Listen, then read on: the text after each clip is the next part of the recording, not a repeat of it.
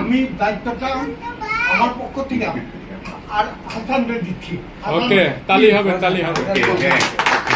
বসে বলো হাসান। বসে বলবো? হ্যাঁ, বসে বলো। বসে বলবো।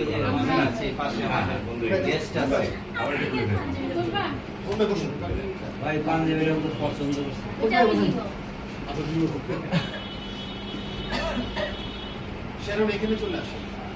সকলের অনুমতি নিয়ে মানে এই জায়গাটার অ্যাকোমোডেশনের জন্য আমি বসেই পড়ছি। আমরা সকলেই জানি তসলিম ভাই অনেকদিন যাবৎ শারীরিকভাবে অসুস্থ। তসলিম ভাইয়ের শারীরিক সমস্যার কারণে ওনার লিখিত বক্তব্য পাঠ করছি আমি, আসিফ হাসান। ৭১-এর সকল শহীদদের প্রতি শ্রদ্ধা ও ভালোবাসা জানিয়ে স্বাধীনতা দিবসের সকলকে শুভেচ্ছা জানাই। কাজী নজরুল ইসলামের কবিতার লাইনের সাথে মিল রেখে বলা যায়, আমি কবি হতে আসিনি, নেতা হতে আসিনি, অভিনেতা হতে বা সেট লাইভ ডিজাইনার হতেও আমি আসিনি। আমি প্রেম ভালোবাসা পেতে এসেছিলাম, সে প্রেম ভালোবাসা অনেক পেয়েছি।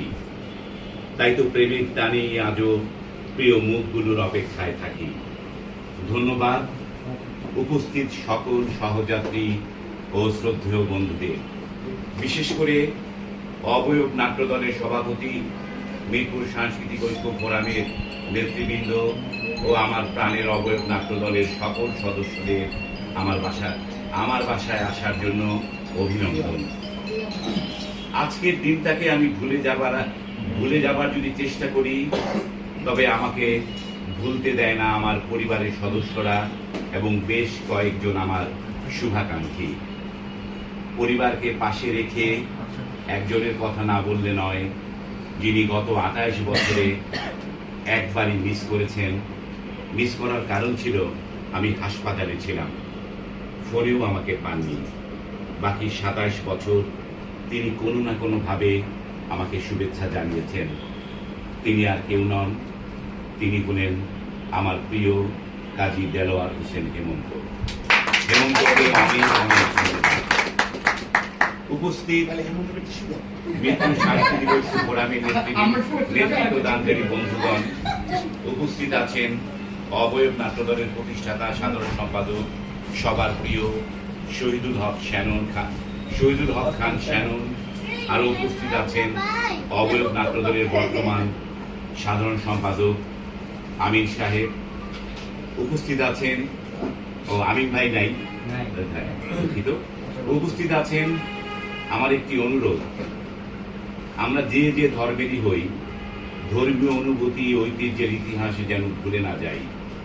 ঠিক যেমনি আমাদের স্বাধীনতার চেতনা, ঐতিহাসিক ও মুক্তিযুদ্ধের ইতিহাস ভুলে না যাই আমাদের সাংস্কৃতিক ইতিহাস, ভুলে না যাই আমাদের নাটকের ইতিহাস, ভুলে না যাই মিরপুর সাংস্কৃতিক ঐক্য ফোরামের ইতিহাস, ভুলে না যাই নিজের দলের ইতিহাস, ভুলে না যাই আমাদের সম্পর্কের ইতিহাস, আর ভুলে না যাই আমাদের জীবনের ইতিহাস, আমাদের নিজের অতীত ইতিহাস।